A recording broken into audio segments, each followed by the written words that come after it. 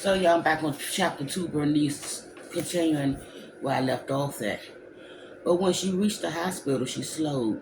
Every type of vehicle she could imagine crowded the streets, trucks and cars and wagons carts. All of them bringing the sick, the dying, and the dead. Even police cars were bringing in victims. What looked like thousands of people, some wearing yarmulkes and dark clothes, others in bashiki scarves and colorful skirts, swarmed the building, trying to get inside. Some sat or laid on the ground wrapped in blankets, while others were half naked and soaked in sweat, moaning, coughing, and struggling to breathe. A number of them were already dead, their faces as purple as plums, their mouth and nose and eyes caked with dark blood. A colored man stumbled in front of her towards the hospital, begging to be let in, and a white man pushed him backwards, telling him to go somewhere else. The colored man collapsed on the sidewalk, then laid there lifeless. Masked police did their best to keep order, while nuns in white aprons prayed over the living and the dead. Beneath a canopy on the sidewalk, Red Cross workers handed out masks and sewed burial shrouds. A chorus of voices cried out for water and prayed in what seems like a dozen different languages: English, Russian, Italian, Polish, and German. She fought her way through the crowd, collapsing wireless to her chest. Please, she cried out. Please let me through. I need help. My son is sick. Hey, someone shouted. Get in line. Wait your turn, a woman yelled.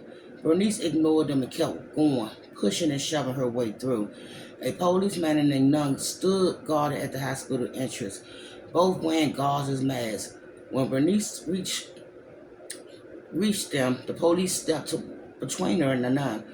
Please, Bernice said, trying to catch her breath. You have to help me. My boy is sick. I'm sorry, dear, the nun said. We've run out of rum. But he's just a baby, Bernice whined. My only child. I understand, the nun said, but there are other mothers with children here, too. Bernice looked around, tears blurring her vision. A young, dark-haired woman wearing a scarf over her mouth kneeled on the sidewalk beside a pale, coughing toddler, her eyes filled with fear. Another woman held a young girl on her hip, swaying back and forth, trying to comfort her child. The little girl's legs dangling skinny and limp against her mother's skirt, and her skin was tinged a strange, bluish gray. A thousand faces stared back at Bernice, some gasping for air, others worried with pain, all nodded in terror. Bernice gazed up at the nun. Why aren't you helping us? She cried. What's wrong with you? All of our beds and even the hallways are full, the nun said. We're crowded to the doors, and most of our doctors and nurses are overseas. We put a call out for volunteers, but I'm afraid we're overwhelmed. I'm so sorry, dear, but you must get in line. Just then, a man carrying a little boy ran up the steps with a wad of money in his hand. He begged the nun to take his son inside. Oh my God, But the policeman pushed him back, threatening to arrest him for bribery. Seizing the opportunity, Bernice darted around the police and started for the entrance, shoving the nun to one side with her shoulders. Suddenly, a woman in her peasant skirt appeared out of nowhere, blocking her way. A feverish-looking toddler slumped in a cloth sling strapped around her chest. Vati, the woman said. Vos ten quad, some language. Bernice tried forcing her way past, but the woman stood her ground, snarling and pushing her back with rough hands. A broad-shouldered man came to the woman's rescue and got between them, his arms out to keep Bernice at a distance. No, he shouted. Bernice didn't understand his words, but madness filled his voice. She tried to get around them again, but the police gripped her by the shoulders and pulled her backwards.